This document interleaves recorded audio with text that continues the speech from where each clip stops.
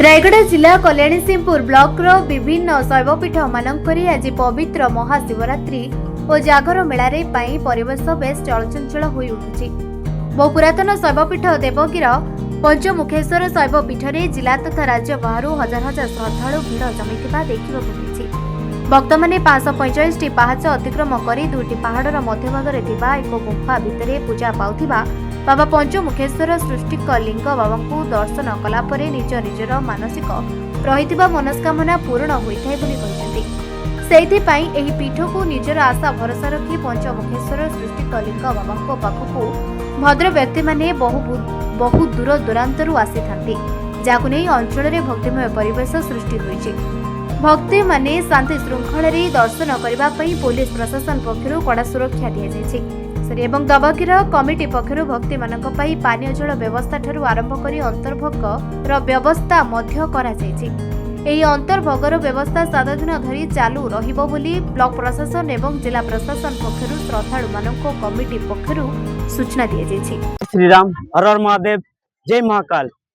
मु आसे अंबादलारु महाशिवरात्रि रे आपण मानकु ढेर सारा शुभकामना। मु अंबादलारु काली बाहरिली काली सकाले 7 बाहरिलु तापरे आसिकी आमे विजयपुर रे रहिलु तापरे भाई जाकर आसिकी बहुत साहाय्य सेवा कले। आज सकाल रे बाहरी के आसलु टोटाल आमे 5 जण आसु। मु काबड़ पदयात्रा करूची अंबादलारु देवगिरी।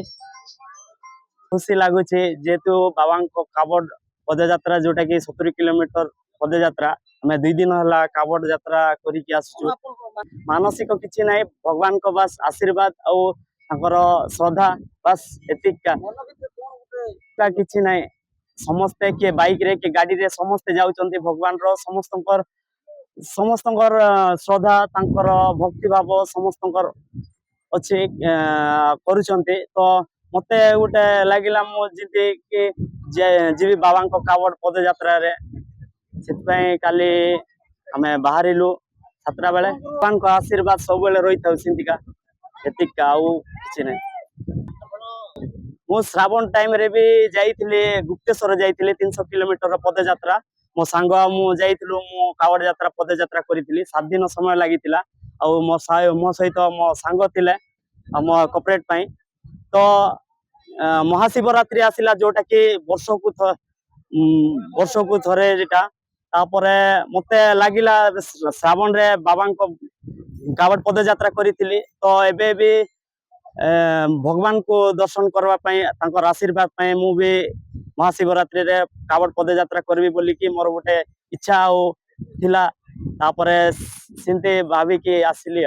आमे देवगिरी पार आसिलु 10टा आदरू 2टा बेले पदे लाइन लागी गलु।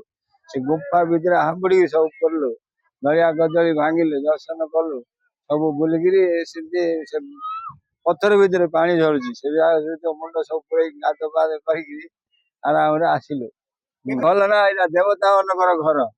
एटा आज गुड दिन पाइ बेलिगिरी मानव समाज आसी परछन, नले आइवार जीवार बड़ कष्ट कर बुझले। एटा देवता मनकर पीठ। एटा देवगिरी पहाड़ हमर देटा एटा पहाड़ हमर थिला पूर्व देवगिरी पहाड़ रे जाई देखियो करियो पानी रे पत्थर खुलेगिरी से भीतर पानी झरुची। आगर के बासथिले नाही आगर नै आमे पढिथिलु बही रे आसु गोटे 12 जण आसु। एडी हमर परिवार सब जो भल लागिला, सब भल लागिला, बुला बुली करलु। सब बाहर सिंध मिलियोनी सब जा सुविधा रे मिलुची। जळगिया बदर सब सिटी कि जो मिलियो। हां प्रसाद सेवन करा हम जाइनु इमि से तरबुज पानी सब खाइलु आइलु। से ऑटोर गासी अछि जिया बे कोन मानसिक किछि नै। इमि जट हमर तो अछि पुरे 20-30 वर्ष इमि रखिछि। हां रायगढ़ जिला प्रतिनिधि मालिश कौशलंक रिपोर्ट निरपेक्ष न्यूज।